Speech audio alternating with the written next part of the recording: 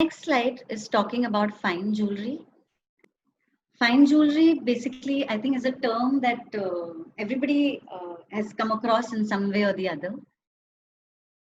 And fine jewelry, and many of us have sometime either somebody has given us such jewelry, maybe bought such jewelry, or passed on from family heirlooms.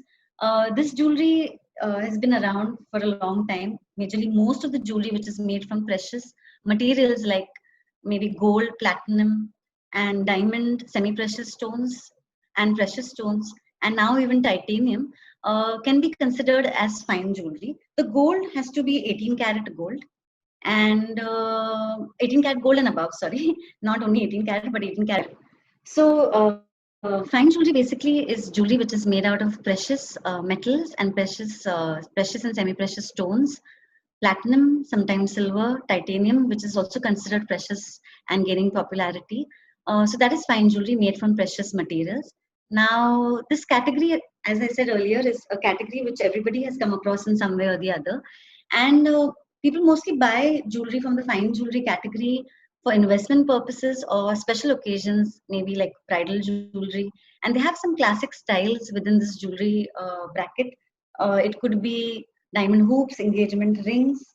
It could be Tanmanya, the Mangal Sutra, solitaire rings, and more. And as you can see, the bracelet, the first bracelet on the lower left, this bracelet is made up of colored diamonds. So all these big stones are all colored diamonds. The pink, the orange, and the yellow, the brown color. These are all diamonds surrounded. These are all colored diamonds surrounded by white diamonds, and metal used is white gold.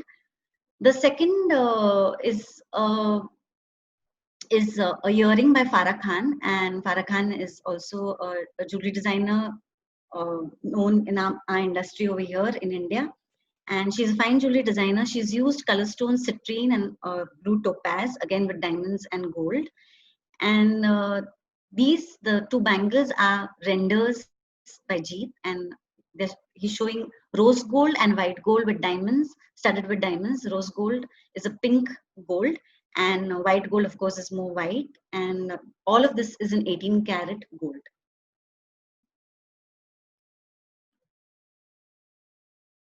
Again, on top left is a ring by Carrot Lane, and on the lower left is a pendant by Melora.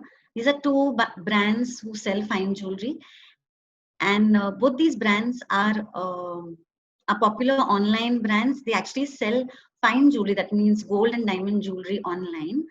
And the pearl set, which you can see, is by a brand called Mikimoto. Mikimoto is an international brand, and they use pearls as the central focus on the jewelry. The pearls are very good quality pearls, and then they use 18 karat gold. And again, on the extreme right is a earring by Unsaid Library, which is again a brand, one of our sister companies. And on top, you can see renders by See Possible, that is renders by Jeet. These use rose gold, onyx stones, diamonds. And you can see the ring by Tiffany. Now, this ring by Tiffany, Tiffany was actually one of the brands that popularized fine jewelry in such a way that they started making simpler designs, more elegant jewelry, where the material was more on, where the focus was actually more on the diamond.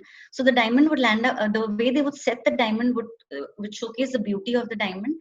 And they came up with this setting which is called a 6-prong setting, which is called the Tiffany setting. And in this setting, the diamond is completely enhanced. And setting means the way you hold the stone, and there are different techniques in which a diamond or a stone is held. And one of the most popular settings is the prong setting. And this setting with 6 prongs is called the Tiffany setting. And after Tiffany, this ring actually, I think, probably is about been with them for about 60-70 years now, and it's one of their most popular styles. And there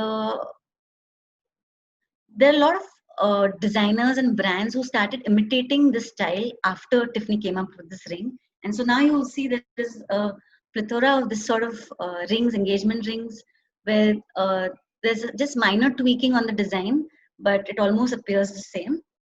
And many of these manufacturers are actually based in SEEPs. SEEPs being an export promotional zone, we have a lot of exporters, jewelry exporters based over there, and they export mainly fine jewelry, which is 18 karat gold, and sometimes 14 karat gold jewelry, and 9 and 10 karat as well, studded with diamonds. And the this the kind of majority of them, the kind of clientele that they cater to is more the mass markets of maybe US and UK. So at a given point of time, you'll see that they probably manufacturing about 6,000 or 7,000 quantities per design. And because the, it goes to retailers like Macy's, JC Penney, and so it's all spread across to so many. It's all spread across. JC Penney and Macy's are retailers, popular retailers in the US, and so they have stores every few kilometers, and so they need stock for every store. And now I think it's changed slightly when the quantities have reduced. And so from this slide, of course, you can tell that the renders by Jeet, and they're really beautiful renders. The other rendered images on this slide, if you can spot, uh, it's actually the earring by Unset Library, which is on the lower right. It's the render, and even Melora and Carrot Lane are renders. So again, inventoryless retail. Everybody's promoting that these days, and that's for fine jewelry. The next category is demi-fine jewelry, and demi-fine jewelry is fairly a new term in the jewelry world, and it is a space where a lot of designers are finding they're fitting in within that category because of the jewelry that they're designing. And demi-fine actually hits the sweet spot between costume jewelry and fine jewelry. So it kind of blends or takes the features of both, and there's demi-fine which is created. And demi-fine jewelry, the styles are trendy, of course, but they will still be, there's still styles which are timeless, which are delicate mostly, many a times, which will last for a long time.